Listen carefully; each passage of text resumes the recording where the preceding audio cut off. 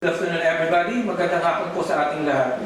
Our President, Sir Dexter Buted, the four Vice Presidents, Ma'am Cora, Ma'am Ruby, Sir Pao, and Sir Mar, to all the Zoom participants, or should we say the Zoomers of Pangasinan State University. Magandang hapon po, everyone. Let me start my presentation with the words of Paul Ramsden. He said, "Teaching is one of the most delightful and exciting of all human activities when it is done well. However, it can also be one of the most humiliating and tedious when it is done poorly and with so much mediocrity." And so at this point in time, as we are gathered in this session, as we prepare ourselves to transition to the new normal, we would ask ourselves as faculty members, as teaching personnel, the following questions. Are we ready for the new normal? Can we handle flexible learning and do it well? Can we manage to give our students the best learning opportunities and experiences given the flexible teaching learning modality? Simply stated, can we sustain the teaching and learning process in a way that we are making an impact to the lives of our students and the communities we serve? So ladies and gentlemen, my dear Zoomers, Zoom participants, before we officially start with our slide 1, let's have an energizer. It's just like having a synchronous class engagement at this point in time. As the faculty of the class, may I request all the participants to please wave your hands to the right. Lahat po ba naka-wave na sa right? Konti pa. Mayroon pa daw, yung hindi pa nag-raise to the right, please raise and wave your hands to the right. That is doing so in support of the advocacy, we heal as one. This time around, let's wave to the left. This is in support to the advocacy, we educate as one, we learn as one. And finally, let's all raise our hands and give a bigger wave in support of PSU's transition to the new normal. Is still intact as one Pangasinan PSU family. So sama-sama po, we heal as one, we learn as one, we transition to the new normal as one solid Pangasinan State University family.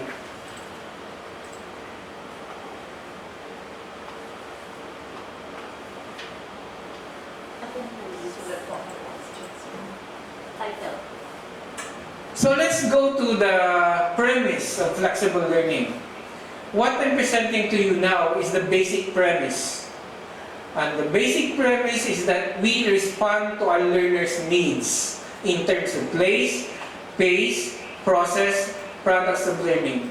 So whatever design the flexible learning framework there is in Pangasinan State University, we do so with the primary concern of where our students are, how they are in terms of digital competency. Next, flexible learning uses digital and non-digital technology and covers both face-to-face learning and remote learning instructional delivery modes. So it's a combination. What we should always remember though is that when we talk of flexible learning, the continuity of inclusive and accessible education should remain in force. Meaning, we offer flexible learning with the main idea that we do not leave a student behind, especially if he has technical problems, internet access. We do so with the full knowledge that we are reaching to all our students. So from the basic premise, how we do flexible learning in the PSU context. It's a combination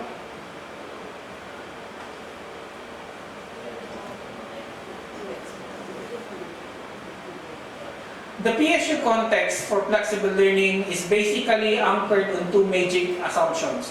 One, we work with available and accessible learning modalities. And that is to deliver the subject matter in a way where we are able to acquire the intended, or give rather, the intended competency-based learning outcomes. Next is, we do the flexible learning in a way that we adopt a learning structure that puts premium on the alignment of learning outcomes, learning activities, and assessment tools. So very consciously, the flexible learning mode of Pangasinan State University is done so as to maximize the acquisition of learning outcomes. That is because there is a perfect alignment of the three major concerns: the learning outcomes, the learning activities, and that of the learning assessments. What are the modes of instruction? Face-to-face teaching would remain to be there. However, these shall be supplemented with a home-based or remote teaching. What are the six dimensions of flexibility in the PSU context? Flexible delivery mode, because we are making use of both face-to-face and remote learning modality. Flexible time, because we adjust time. Lectures would not be 1 hour each week or 18 hours for the 18 weeks. And the rest of the 3 hours, the 2 hours per week, would be intended for home-based. Flexible student grouping. The students will be grouped according to the level of technology use, whether they're low, medium, high. Flexible place or location.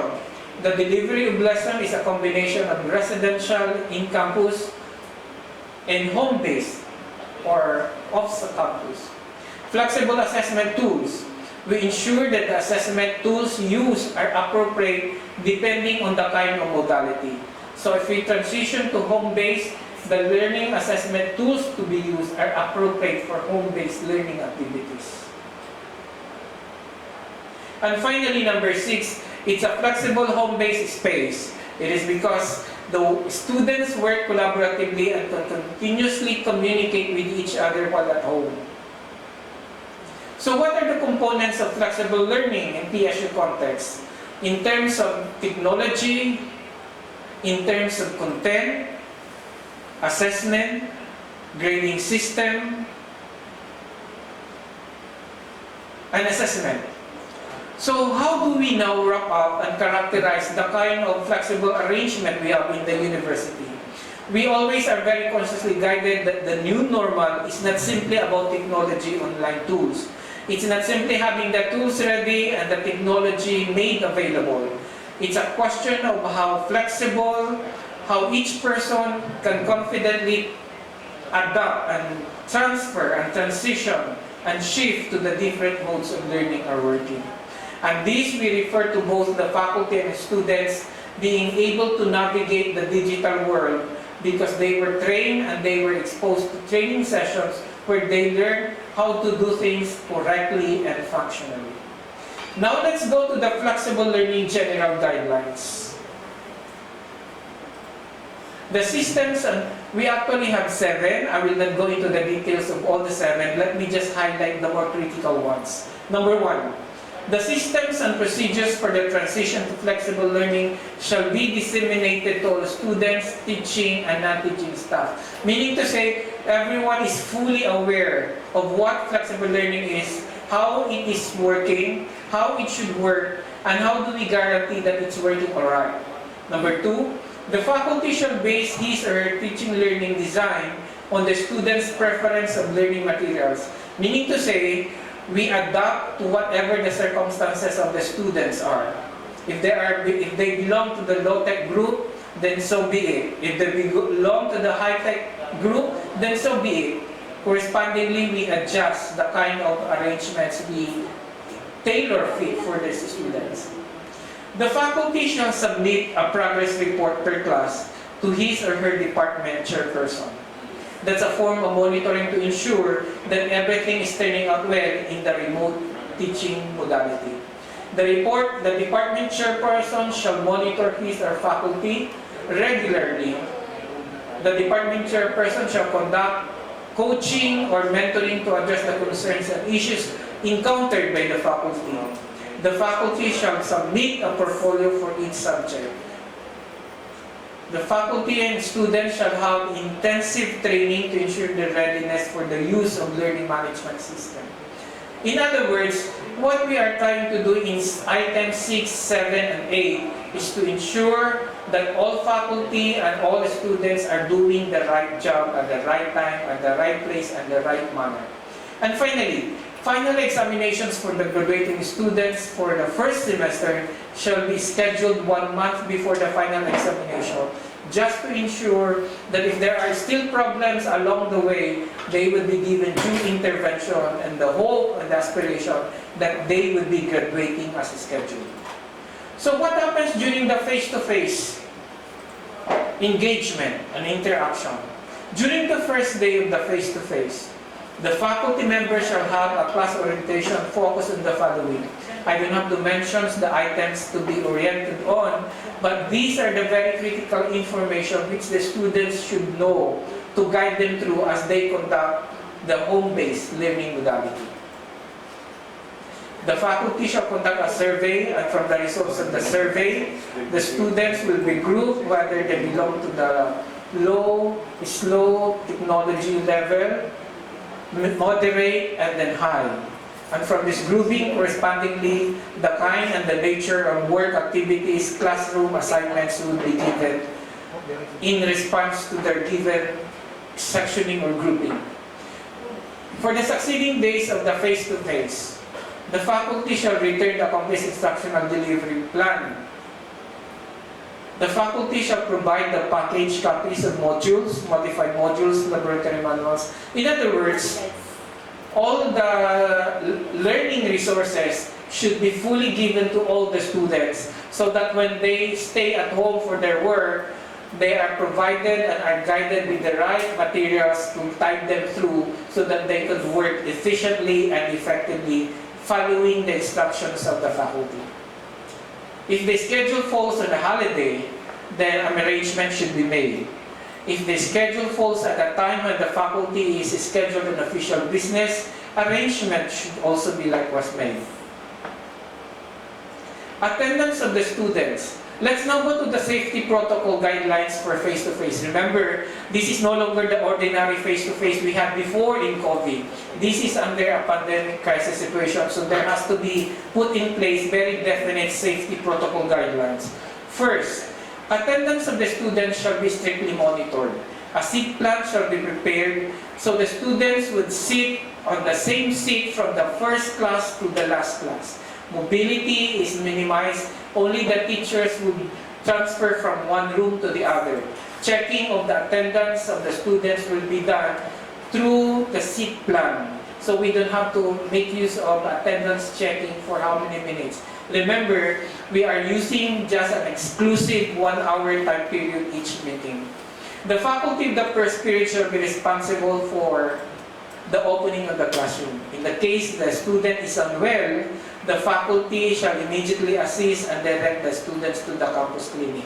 In a similar case, if the student or the faculty rather is not feeling well, pati po siya dapat magpa-check immediately sa clinic. The faculty of the period shall be instructing the students for cleaning, sanitizing before the rooms are closed in preparation for the next day's class encounter.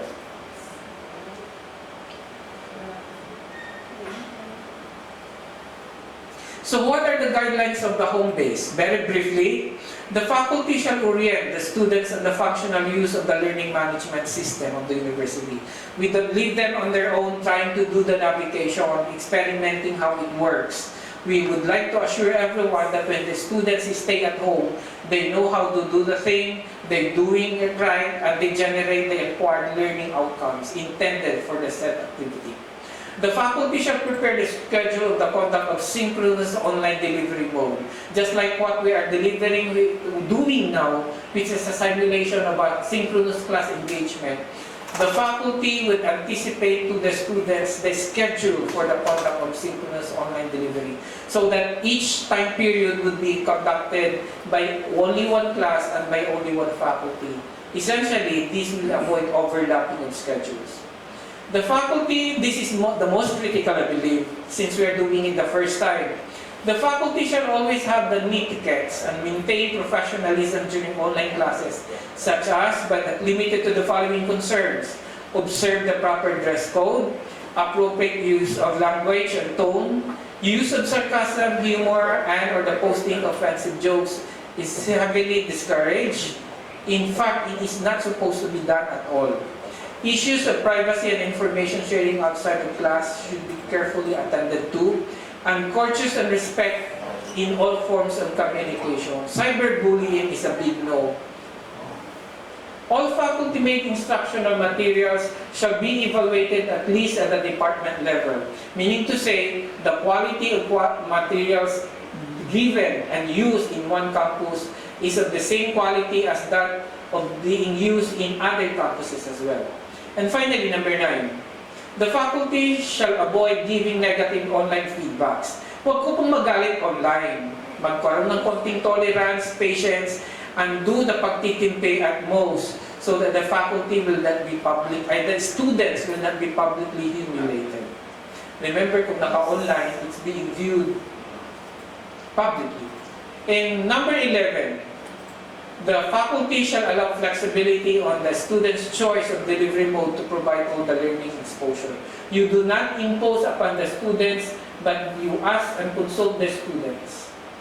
Let's go finally to letter C, guidelines in the conduct of laboratory classes. Just like in the face-to-face and home-based, the students should be provided the laboratory manual for them to be guided as to how to do things, laboratory classes at home. Maximize the use of readily available open source and appropriate video clips, demonstration on how to use videos, slides for the demonstration component of laboratory classes. Offering of number 6. Offering of laboratory classes per year level and by program should be limited to at most 3 laboratory classes only for the first semester. And number 8, safety and hygiene protocol should be strictly observed even in the respective homes. So, how do we prepare our faculty for the requirements of flexible learning? To all the faculty members, please take note of the slide. You have to go through 4 or 3 rather. You have to enrich your syllabus because this time around, the syllabus that you used to have was used plainly for or basically for a face-to-face engagement. The syllabus should now be restructured in a way that it accommodates the requirement of home-based learning. Your instructional delivery plan is the detailed guide of how the class is to be handled, how the class is to be managed, and how the students would cooperate and do the things as they are supposed to do. Course guide and study guide. These are the syllabus intended for the students, structured for their reading consumption. And the study guide would be the guide as to how the class will be conducted, how the topics will be guided. And these now would be the ones uploaded in the LMS so that they become, when used, as the official courseware. Those are examples of the course syllabi following the new format with home-based component. Those are examples of the individual delivery plan where it shows the activities to be done on both modalities. And this is an example of the general course guide to be distributed to the students upon the start of the class for them to serve as guide. Let me just emphasize one thing when we do the learning materials. Everything is now harmonized. Harmonized in a way that the syllabus for English 101 in one campus is the same syllabus for English 101 in all the other campuses offering English 101. This is a form of quality assurance to ensure that the right syllabus evaluated by the college dean would be the same quality of syllabus being used by all other campuses. Correspondingly, if they are guided by the same syllabus, the same course guide, the same study guide will be used all throughout the university system. That is an example of how we do, that's the model of how we do the harmonization process. And that is an example of a model that will be used by the university as to how we align the outcomes of that class, the learning outcomes, the learning activities, and the assessment. Next to be shown are the specific timetables from June to August. We have the timetables placed and identified to ensure that we are not lagging behind in terms of our preparation.